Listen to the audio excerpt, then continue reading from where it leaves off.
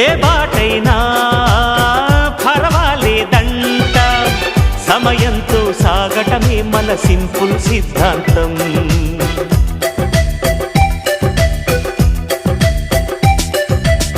చిరుగాలికి పరిమళమిచ్చే సిరిమల్లెల వనమై ఉందాం, గగనాన్ని నేలను కలిపే హరివిల్లుల బంతెన అవుదాం.